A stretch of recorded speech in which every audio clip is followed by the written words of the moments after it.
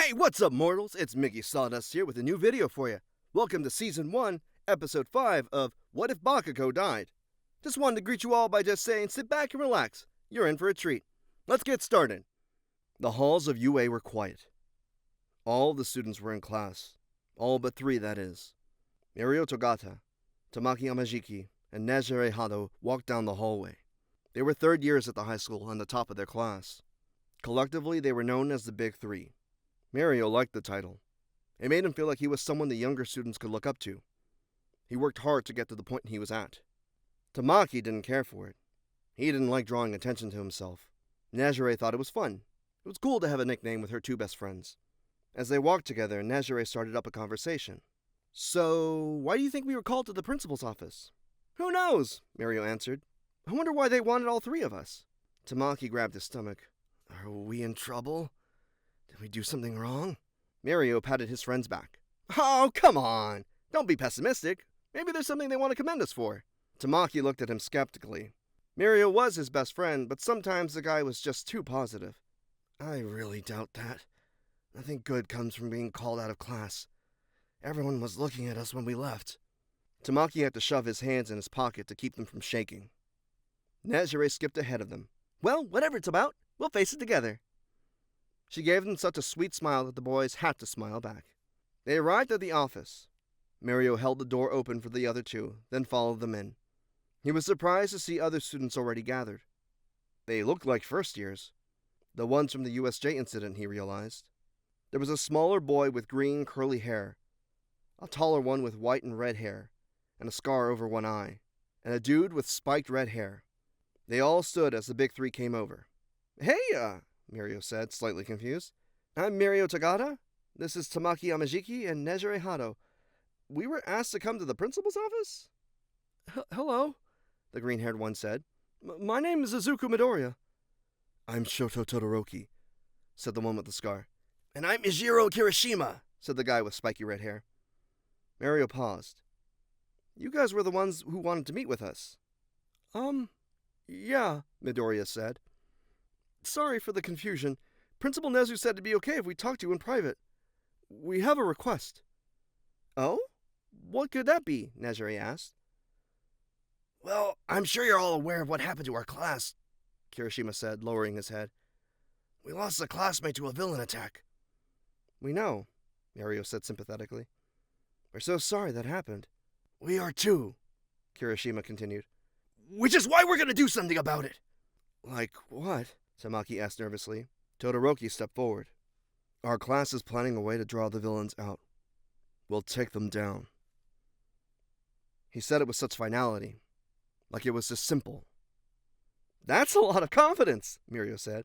I like your drive, but it could land you in serious trouble. Mind telling us the whole plan? We're not going into this blind, Midoriya explained. That would be reckless. We're getting help from the teachers and the pro heroes. They all wanted to see the villains come to justice.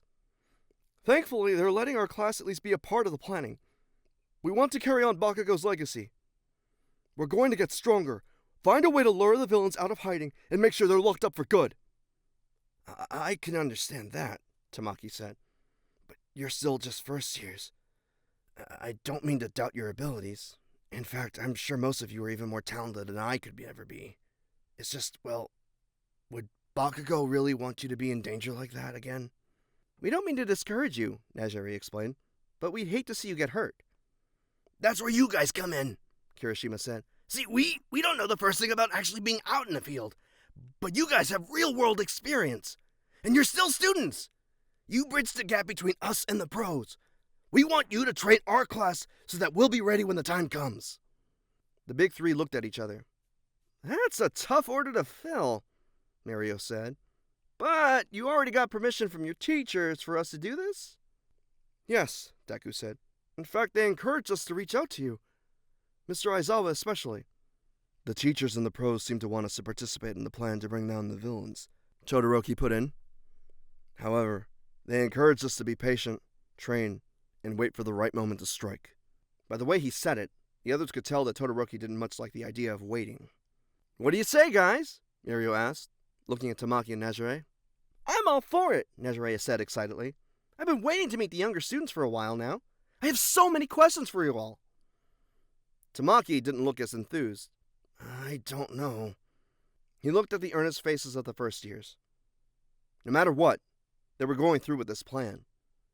Tamaki trusted that the teachers wouldn't let them do anything reckless. At the same time, if the kids got hurt, he'd never forgive himself. If it meant training them up, making sure they could deal with difficult situations and helping them get stronger.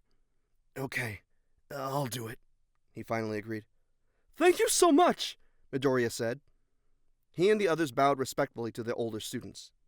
Just understand, Mirio said, we won't be going easy on you. We'll really put you through the ringer. That's what we're counting on, Todoroki said. Before we get back to the video, I'd like to talk about our new channel, Celestia, our channel dedicated to all things Dungeons and Dragons. Currently, we have a series breaking down different spells in D&D, and soon we'll be starting a new series as well. So if you're a fan of D&D, or have an interest in learning about it, check it out. Additionally, if there's something you've always wanted to see get made into a video, head over there and leave a comment mentioning it. Now back to the video. The following week, Class 1A began their extra training courses with the Big Three. Mirio had wanted to name the sessions Padawan training, but the other two voted that down. Mr. Aizawa brought his students to the PE area. It was a place where 1A had gone through their physical fitness tests on the first day of class. Aizawa was still recovering from his injuries from the USJ incident. He was wrapped head to toe in bandages, but still managed to come to school every day. However, as soon as he handed the teaching over to the Big Three, he walked over to a shaded spot under a tree at the corner of the yard and laid down in his sleeping bag. Okay, I guess we'll take it from here, Mirio said. Welcome to this new training program. Nezare butted in. We hope you can learn a lot from us. My name is Nezare Hado, hero name Nezare-chan. And I'm Mirio Tagata, alias Lemillion. The two turned to Tamaki, who was currently looking down at his shoes. The 1A students looked at him expectantly. My name is Tamaki Amashiki, he said, his voice getting quieter and quieter. Nezare nudged him. And my hero name is Sun Eater, he finished. Mirio smiled. Now that you all know who we are, we'd love to get to know you and your respective quirks. To do that, I want you to all attack me at once.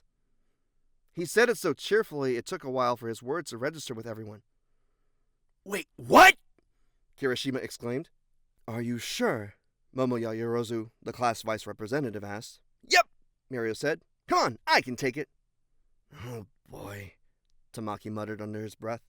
The next minute was filled with battle cries and shouts of surprise as one by one, Mirio subdued all of Class 1A single-handedly. Using his quirk, Permeation, Mirio was able to phase through the ground and pop right up behind his opponents. He had such control over his quirk that he could even phase through the others' bodies. The fight was over, almost as quickly as it had started. Nezare clapped. Hey, that was good! You all lasted longer than most people. The students groaned. They certainly hadn't expected such a tough battle on the very first day. Mirio laughed. Why don't we move on to something a bit more simpler? We're going to split you all into teams, and one of us will teach each respective group. The teams will rotate every training session, so you'll get to train with all of us. Sound good? All right, let's go! Mirio picked the members of his team and started teaching them some combat moves. Nezare chose her group of students and asked them about their quirks and experiences. Tamaki took the remaining kids and had them pair off to do mini mock battles. By the end of the session, the students were battered and breathing heavily. I think we can call this little experiment a success, Mirio said. You all have lots of potential, but more than that, an intense drive to learn. I can't wait for the next class period we get to spend together. Mr. Aizawa woke up from his nap long enough to dismiss the students. They were allowed time to hit the showers and change back into their school uniforms before the next class started. As the students filed back into the building, Mirio stretched. So, what do you think? He asked Nezare and Tamaki. I like them, Nezare said. They've got spunk. What do you think, Amajiki? Tamaki thought for a moment. He hated it, but he was usually more of a pessimist. It was something he was trying to get better at, but in this case, maybe being a pessimist was the best thing. I just don't want to see those kids get hurt, he muttered. Hey, that's what we're here for, Mirio said, trying to reassure him. So, just tell us your honest opinion. Tamaki nodded. Well, no doubt that they're all really strong, mentally and physically, but they're still so inexperienced. Only real combat experience they have is from the USJ, and that was an ambush situation. Do we really want to send them out so intentionally to provoke the ones who attacked them? It's not like we're encouraging them to go out today and challenge villains, Nezare reasoned. They have a lot to learn, and I think they have the common sense and patience to wait until they're ready. Besides, this is only their first day. Don't lose hope just yet, Mirio said. I'm just wondering if we can really make a difference, Tamaki said. At that moment, a few students came running up to the big three. It was Midoriya, Kirishima, and two girls, Ochaka Uraraka and Suyu Asui. What are you guys still doing here? Shouldn't you be getting ready for your next class? Mirio asked. Well, yes, but we just wanted to thank you, Deku said.